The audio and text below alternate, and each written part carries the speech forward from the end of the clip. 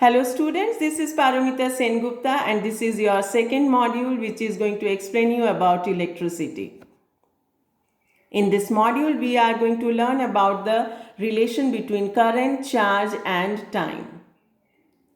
Let's see this diagram. In this diagram, we can see this one is area of cross section of the wire. Q, that is small letter q, which is representing the flow of the charges through the wire, and this gives you the current equal to flow of charge. Let's know the relation between q, t and I. Current I is the rate of flow of charge that we have already discussed in our previous explanation. Let's consider a net amount of charge capital Q flows across any section of a conductor, and it is taking time t to flow through this area of cross section. So we can relate current I is equal to Q over T, that means rate of flow of charge per unit time. About units. SI unit of charge is coulomb, that is represented by capital C. SI unit of time is second. SI unit of current is ampere, which is represented by capital A. Amount of charge possessed by an electron is minus 1.6 into 10 raised to the power minus 19 coulomb. This amount of charge is same with the proton also, but that would be represented with a plus sign. What is an amount of ampere? What is 1 ampere current?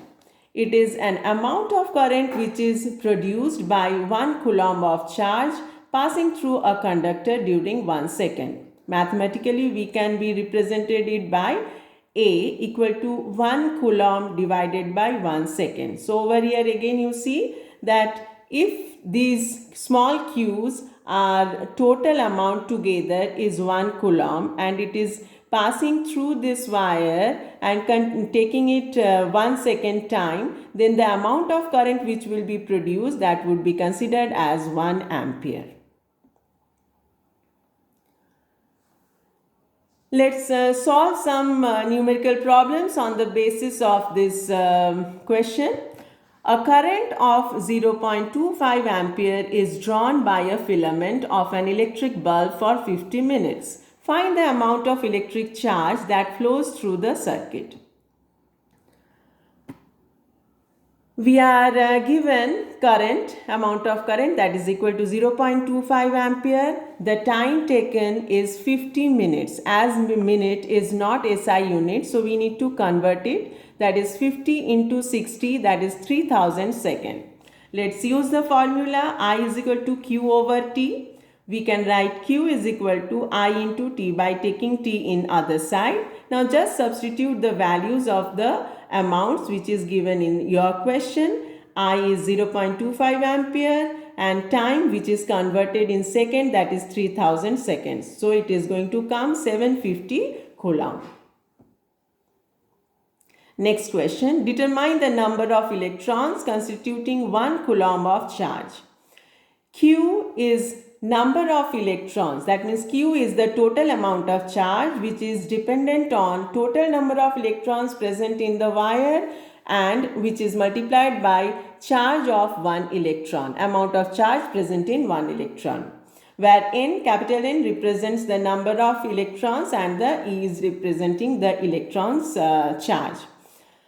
So we can see over here electrons, number of electrons can be written as total charge divided by charge of 1 electron. That is total charge 1 coulomb and 1 electron consists of 1.6 into 10 to the power minus 19 coulomb. So the result comes 6 into 10 to the power 18. Over here no units because it is representing the number. How current can be measured in a circuit? Current can be measured with the help of an ammeter. It's an instrument which is helping us to measure the amount of current passing through the circuit. An ammeter is a measuring device used to measure the electric current in a circuit. An ammeter is connected in series with a device to measure its current. What is series circuit, that you will be knowing in detail for in later presentation. Just see few of the images of ammeters.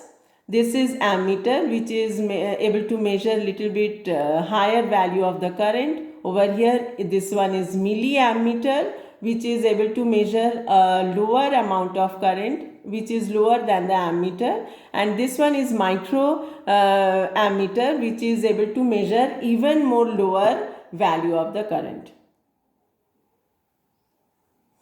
How we should connect the ammeter? It should be connected in series. So let's understand how the series connection is. In this diagram, you can see this is the source. Source means either battery or a cell. Source is having two poles. One is positive charge and this is the negative charge end. That is high potential and this is low potential end. From this one, the wire will be coming out and it will be going to the ammeter, which ammeter's positive end. So positive of the ammeter will be connected to the positive end of the source. Whereas the other end of the ammeter, which is represented as negative, will be connected to the load, and the other end of the load will be connected to the negative end of the source. These are the two circuit diagrams which can help you to understand how ammeter should be connected. Again, this is ammeter. Over here you can see these are the cells connected in many number of cells. So that is called as battery. Battery's positive end is connected to the positive end of the ammeter. And the negative end of the ammeter is going to the load, and the other end of the load is connected again back to the negative end of the battery. So this type of connection is called as the series connection. Now over here you can see another component of the circuit is connected, which is known as voltmeter. You will be knowing it later. Voltmeter is connected in the form of a parallel connection. So the connection which is across the circuit is called as the series connection. So ammeter should be connected in a series form in the circuit. Look into this diagram. In this circuit, battery is connected to the load, but there is no ammeter. So what would be the problem with this circuit? We will not know how much amount of current is passing through the circuit. Whereas in this circuit, you can see there are two ammeters connected. So this is the correct connection because this is connected in a series form, and the red one is not the correct connection because it is connected in a parallel way. Hope you have understood. Thanks for watching and we'll be seeing you again. Bye bye.